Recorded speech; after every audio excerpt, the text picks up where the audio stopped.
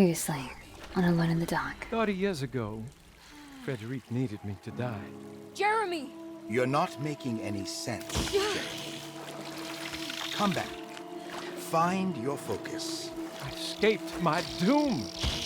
Destiny. Again, find your focus. Jeremy! Now everything is wrong. Nothing is in place. Hey, listen to me! We're gonna drown! Calm down, Miss Hartwood. You're not in any danger. But... Jeremy... He was here, wasn't he? Miss Hartwood, I am beginning to suspect your family curse is catching up with you. No, I was just confused. I thought I saw him for a moment. I'm fine. Miss, I want you to know I'm here to help, if you need me. It was then we took a bit of a deep dive into Emily's past, and discovered a shameful secret she'd been hiding. Emily had concealed the truth about how her husband truly died. She told everyone he died a hero at war. But in reality, he was shamefully hidden away to die alone with the Spanish flu. I didn't know this is where you would end up. I didn't want to know. I stopped visiting you because I couldn't stand the indignity of your awful illness. I was ashamed of you. Ashamed of myself. Emily was facing the demons of her past. Forgive But soon me. enough, the dark man showed himself, Are we done here? and he presented Emily with a key and dropped it at her Is feet. this what you wanted? Welcome back to Alone in the Dark. Hi, we have a key. Hi. The truth. Where is the truth? Amongst the dead things. Let me out. Through the red door. To seek the truth. I abandoned him. Oh, that's so sad. Poor John. Locked. Ah, I know this area. It's the surgery. Do you have some gifts for me? Oh. What was that? I know it's behind me, but... what was that? Oh, the sounds. The whispering. No. The colors changed. We have a purple hue. The dark man's doing, I'm sure. Let me out. Back to the grand parlor. The whispering. Where is it coming from? I think it's in my mind. Quickly, objective. John Marcus died at Deseto of the Spanish flu. Emily stopped visiting him because she didn't want to see him waste away. She adopted a lie because it felt better. Emily hated the pathetic man that passed away in Deseto, but she was very proud of the man she made up. A man who died a martyr in the trenches of France. This must have been the true trauma that the dark man specified in the contract. But why was it Emily's and not Jeremy's? I'm very curious with that, the typewriter things with Cassandra writing. Is she just writing a story that's playing out? Alan Wake style? Or is it just, part of the game? The whispering is really atmospheric. It's doing a good job of being creepy. But we know we have to go to Dr. Gray's apartment now. So we'll make our way there and hopefully not get jumped along the way. Oh, the door opened for me. Really? It's beckoning me. Miss Hartwood. Oh, Lock the detective. door, will you? I'd rather not run into dear Dr. Gray if I can help it. Really? This feels strange. So very strange. Talk to me, detective. What do you know? What about Dr. Gray? You okay? No. This place? It's like something from my childhood. It's just a private study of a very peculiar man. Peculiar, you say? Alright. And what do we have here? A clue! Hollow book. I can't look inside? That's unfortunate. There's a book missing. Nah. I have the book. A secret door. Yes, Looks like it. detective. Careful. Let me go first. We're teaming up. Oh, a deadly duo. I love it. You go ahead there, Detective Gunby. There's something on the floor behind me. I want to see what it is. Oh, another collectible. A pentagram of sorts, but a toy talisman. Oh, what's this? Graces, I wonder? I'll follow you down now. Oh. Now we're talking. Great job, Emily. You're welcome. I did put that book in that shelf after all. What's in here? Oh. Good to finally meet you, Mr. Hartwood. I'm here on the behalf of your brother Philip. You were expecting me, weren't you? Yes, you're from the Citadel, no? That's right. I just wanted to ask you a few questions to see if there is anything I can do to help you and your family. Okay. I understand you're full of imagination. You make up a lot of things. I suppose. And you obsess over them, blurring reality and fiction. Sometimes. Do you want to tell me about the Dark Man? No, I don't. That's all right. Perhaps there is something else you can tell me. Something you know to be made up, but you hold dear. Juan? John? Who's John? No, Juan Luis Jorge. Oh, wait there a moment. Here, take a look. Is he... Oh, he is the author.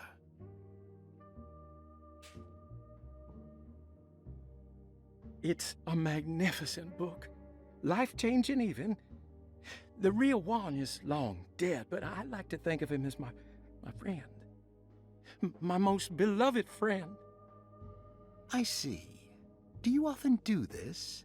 Fantasize about people you read about? No. Well, there is Jacob. Who is Jacob? Turn to the last page. Oh, it's a newspaper article. The Prisoner of Ice, Jacob van Ostad. Is he also your beloved friend? Oh no, Doctor. Not at all. He is the fire that fights fire. Yes, I think it's clear your overstimulated imagination, this mania, needs to be tempered for you to live a normal life. I know your family calls it the Hartwood curse, but I want you to know that there is nothing supernatural about your condition. It's all inside your head. And with that, I'm very qualified to deal with. In time, you will be cured. In time. Yes, in time we will exorcise all your demons, all the dark men. Yeah! Please, Mr. Hartwood, calm yourself. What happened? Oh, don't you worry your little head about it, Miss Hartwood. Your uncle and I just had our first breakthrough. Huh, that's rather interesting. Now it's got me thinking that maybe, Jacob and Jeremy, it's like a multiple personalities thing. Maybe? It could be. This has something to do with the numbers for the talisman. Let's check in the closet. Nothing. Gotta find a key. The Snake Dagger, a monograph by Yael Klein. We have this. In Ludwig Prin's book on pagan rituals called The Mystery of the Grave, as translated by Nicholas Vachy, there are several references to a sacrificial dagger called the Snake Dagger. It has long been thought of as a poor translation of the original text, that it would be more appropriate with worm dagger from the Latin vermis cultrum. This seems natural following the recent consensus that the original title of Prin's book The vermis mysteris should literally translate to the mystery of the worm. However, this would take away from Vahi's great effort at translating the underlying meaning of the words and revealing several cultural beliefs. While Prince certainly was using the term worm as a symbol or synecdoche for death and the dead, which is made clear by the contents of the book, in the case of the dagger, we shouldn't be too hasty to dismiss his translation. Reading through Vahi's correspondence with his patron, it appears that he had more than just the Latin text at his disposal. Vahi had dug up Prince's living relatives and uncovered several cross-referenced historical texts and an actual snake dagger. The dagger was dated to the early Middle Kingdom of Egypt and had such a clear shape of a wave that Vahi considered calling it the sinusoidal blade. Knowing the full story, it seems prudent that he chose to translate it as snake and not worm. There are several reasons why this choice of word helps us understand the pagans that Prince's book attempts to describe. The symbolic value of the shape becomes more apparent when reading about the use for the dagger. In the passage of possession and exorcism, we find the snake dagger poisons the poisoner within the victim and is therefore pacified. Where the literal text would tell us that the worm dagger trumps the demon possessing the victim, it tells us nothing of their reasoning, only that somehow this dagger wins against the demon, like it had the better hand in poker. Vahi's translation allows us to follow the underlying logic to the ritual magic that is being performed. Poison the poisoner sounds like fighting fire with fire. That to hurt the demon possessing its victim, the priests would have to fight back with a power that is known to the evil they are fighting. The snake dagger is therefore not only a good way to describe its form, but it also helps us understand how it could be thought of as a useful tool for exorcism. Finally, it also helps us understand their relationship to lunacy, that it was thought of as something poisoning the mind rather than controlling it. What is also interesting to note is that the possessed are always considered poisoned in their head and not their heart. The snake dagger always went to the eye of the possessed, leaving them partially blind, if they had the good luck to survive. This sounds awfully a lot like a lobotomy, but with a snake dagger. And if we look at the shape of this thing, this going in your eye, it's a lot bigger than an ice pick, with the snake grooves and all. Yeah, definitely going blind with that. I doubt you'll survive it. But with this possession, and the lobotomy thing, and then the Jacob being brought into it, does, Jeremy believe he's possessed by this Jacob? Or is it just a split personality situation? Hey Gombi, what do you have? Reading anything particular? Found anything? Oh, Dr. Gray's in so deep, I knew it. He's as mad as his patients. I mean, look at this. She who can till the soil of this sick world and begin again. The black goat of the woods with 1,000 young. Absolute insanity. Huh. Yeah, lunacy. Okay, I'm having some theories.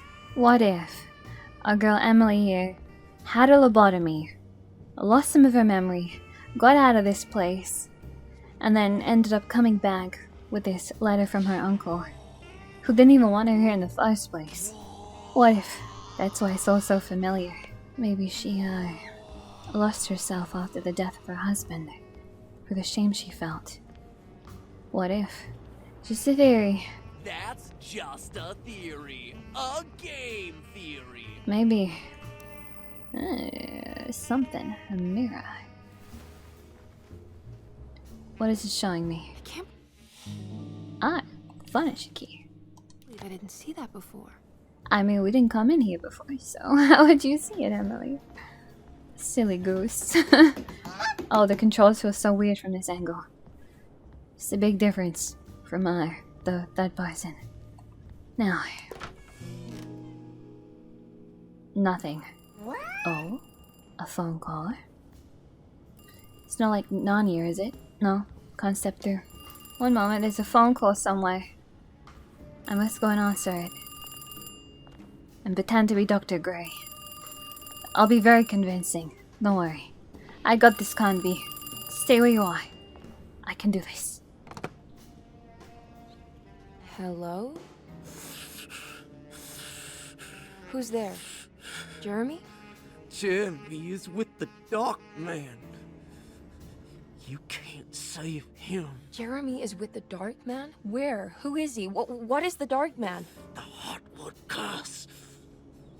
He will come for you too. Maybe that's Jacob. We spoke with Jacob. Investigate the broken clock. Okay. I'll do that. Once I get to it. Nah. Numbers. I don't know any numbers yet. What numbers could they be? Wait, can't be. You still in here? We need to have a little conversation, you and I. I have the strangest sensation that this is somehow Jeremy's room. What? Really? No. This is Dr. Gray's private quarters. Or Jacob's room. This on the floor. This has to be a clue, right? I suppose I could match it, because it does have the little kind of bumps on each line. It's like top and then bottom, bottom. Okay, let's just see how that works. It's the only thing I can think of. So top, bottom, bottom. It's all about the little arch, little circle things there. Hidden room. I know where that is. It is like Narnia. Yeah, baby! That's what I've been waiting for. We're gonna travel through. Can't be. Come, detective. You heard the telephone ring, right? No, the telephone's cut off. Oh, I great. tried calling the police earlier. Yeah, that's what I figured. We only know the crazy things that are happening. Are you coming, Canby? I bet he doesn't even see this. Hey, Mr. Carnby? What? Do you see this? Nothing, right? It's a closet? And I'm gonna walk through That's right, it. detective. I'll see you later. I have to finish this. Goodbye. We're just gonna go sit in You're it and going close the door. inside the closet? I know what it looks like, but I can't explain it, much less justify it. All right. You do what you have to do, miss. You must think Goodbye, we're detective. completely nuts. Goodbye, detective. Bye, have a great time. For him, we're just sitting there, just on the floor, being all crazy and stuff. Darkness. I need some light. Twinkly snow. Where have we found ourselves? Bullets? Bullets. Ooh. Let's go get some frostbite and hypothermia. Fun. Frenzy. Oh. Frenzy? I don't like the sound of that. Oh. Is that a flare gun? Yes, sir. Yes, sir. Yes, sir. I've played Alan Wake. I know what's expected of me. I know what's gonna happen. What am I gonna be shooting here? What is, scared of light? Hey, fun. Got a collection now. We found the ancient stellarium perched on a cliff facing the Arctic Ocean after a day of sailing due north of the Eskimo encampment. Jacob van Oostad was our most keen member of the expedition. He had been chasing down the source of a peculiar type of crystallized metal present in several sacred items among the natives on the northeast coast of Greenland. The site was a remarkable find for any explorer, and we were all enraptured in our search for enlightenment and meaning. The surviving architecture seemed almost unearthly in origin and astonishingly sophisticated. The metal Jacob was searching for was abundant, almost ubiquitous. we were so taken by our find that we were surprised by the sun falling below the horizon. As we quickly picked up our gear, ready to head back to our camp, Jacob van Oostad declared that he wanted to stay. He was adamant. We begged him to reconsider. The night would be getting colder by the hour, and we feared for all our safety. Jacob refused, threatening us with violence if we wouldn't leave him alone. As the snowfall turned heavier, we left him there on his own. The next day, the weather became worse, and we had to spend hours enforcing our shelter as our tents became increasingly useless. The group had written off Jacob, thinking he must be dead. I had an urge to make one final attempt to save him, so I headed out as darkness fell with a handful of flares and headed toward the coast and up the climb towards the Stellarium.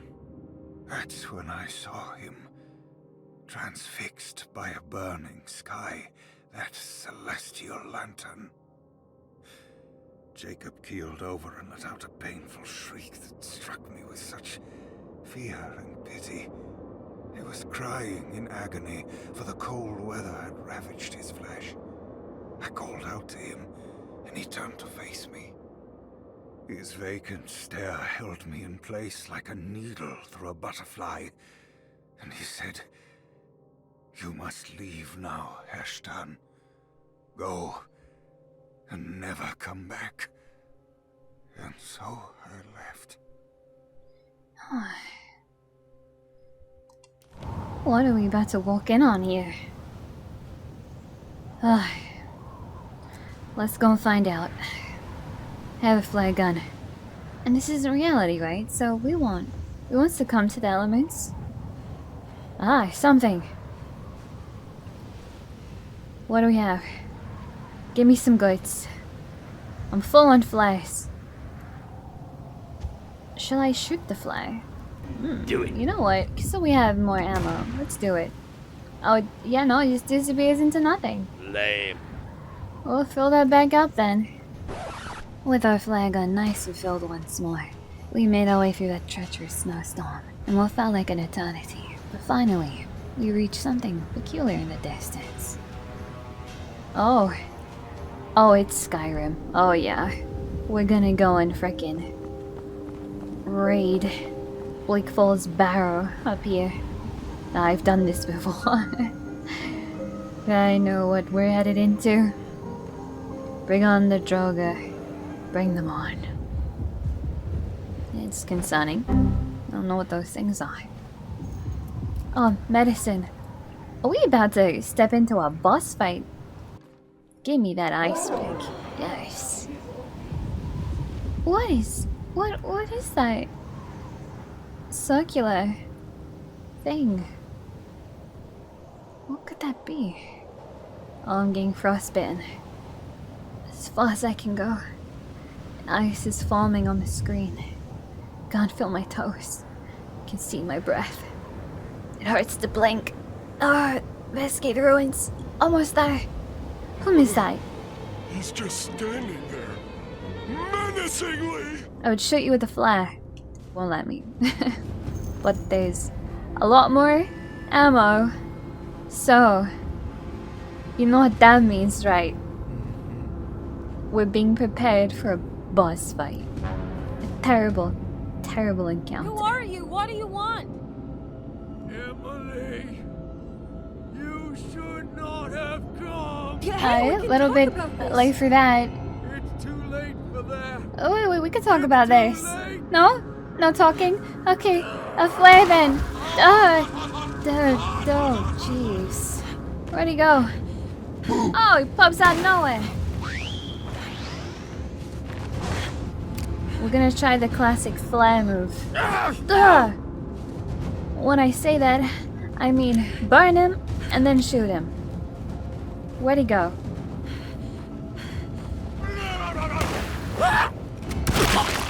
Yeah? Is that good? Is that enough? I'm so sorry. Jacob? Jeremy? Same difference. Why you attack me? What is this? Sure. Put the dagger in. And the talisman. Oh. Haha. That's a giant Dark Moon is talisman. gonna be in the middle of your existence, Jeremy. Then at least set everything in order. I can rotate it. I don't know which way to rotate it, but I can rotate it. I guess it should light up. So let's rotate it all the way around. This seems like we're doing the right thing here. There we go.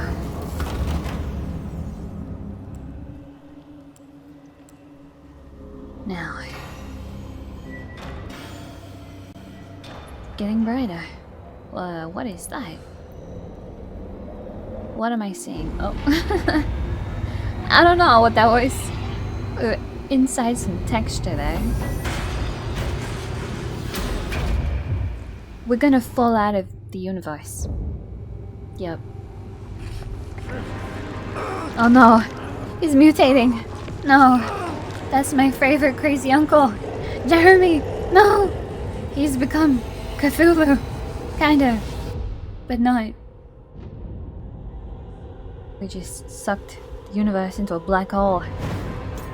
But we have a dagger. Oh, it's time for an exorcism. Flare. Shotgun. Shotgun. Just 2 shots, right? No? Are you done? Stab him with the thing. I thought we were supposed to go into the eye, Emily. But you don't seem to care about that. Blast him! Okay, stab again. Ugh, like a vampire hunter. But whatever that is instead. Not a vampire. Weird tentacle menace. Of the Cthulhu variety. Yeah. One more flare. Oh, this will be enough.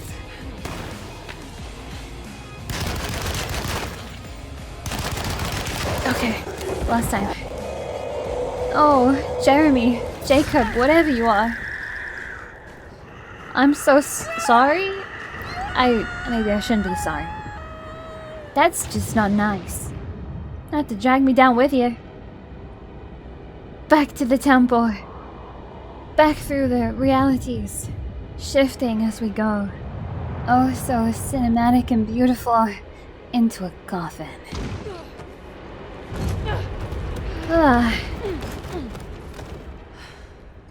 That was a bumpy trip through time, space, reality. Did we just kill Jeremy? Oh, we killed Jeremy. We killed Jeremy with a pick. Is that Dr. Gray? Are you the Dark Man? Show yourself.